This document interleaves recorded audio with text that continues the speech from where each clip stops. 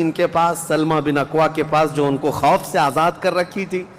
فرماتے ہیں ایک بار رسول اللہ صلی اللہ علیہ وسلم صحابہ سے بیعت لے رہے تھے, ہاتھ میں ہاتھ لے کر بیعت کر رہے تھے, تو سب حضور کے پاس ہاتھ دے رہے تھے, بیعت کر رہے تھے. حضور نے مجھ سے کہا سلمہ بن اکوا آ جاؤ, تم بیعت کر لو میرے ہاتھ پر.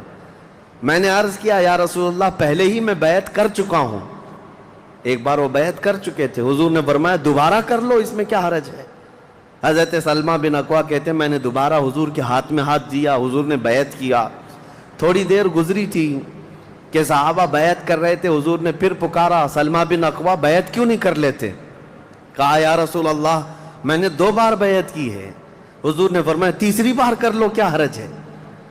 وہ حضرت سلمہ بن اکوا کہتے ہیں میں نے اپنا ہاتھ رسول اللہ کے ہاتھ میں تیسری بار دیا اور بیعت کیا, اور اس کے بعد جب نکلا حضرت سلمہ بن اکوا کہتے ہیں مجھے اس ہاتھ پر اتنا بھروسہ تھا کہ دنیا کی ہر طاقت کو دھول چٹا سکتا تھا, کہ رسول اللہ کے ہاتھ میں دیا ہوا ہاتھ ہے. ان کے پاس جو بے خوف ہونے کے لیے کوئی دولت تھی نا, بے باک ان صحابہ کو اگر کوئی چیز بناتی تھی تو یہی چیز ہے عشق مصطفیٰ, محبت مصطفیٰ, جس کو بریلی کے امام نے فرمایا ہے خوف نہ رکھ رضا ذرا تو ہے عبد مصطفیٰ, تیرے لیے امان ہے, تیرے لیے امان ہے.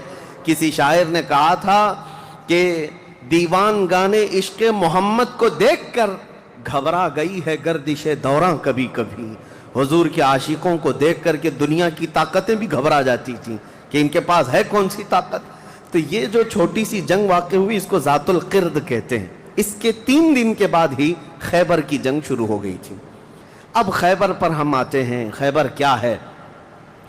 تقریباً مدینہ طیبہ سے 320 کلومیٹر دور یا 300 کلومیٹر کے قریب ایک بستی ہے جس کو خیبر کہتے ہیں. خیبر یہودیوں کا گڑھ ہے, یہودیوں کا مرکز. اور اس وقت سے لے کر کے حضور صلی اللہ تعالیٰ علیہ وسلم کی مدینہ طیبہ آمد سے بھی کافی پہلے سے خیبر میں یہودیوں نے ایسا اپنا وہ جمایا ہوا تھا کہ پورے عرب کے سب سے بڑے مالدار یہودی خیبر میں رہتے تھے, اور جنگی طاقت بھی سب سے زیادہ ان کے پاس تھی, اور غرور اور گھمنڈ اتنا تھا پیسوں پر بھی اور جنگ پر بھی, طاقت پر بھی, کہ وہ کسی کو بھی ڈرا دیتے تھے.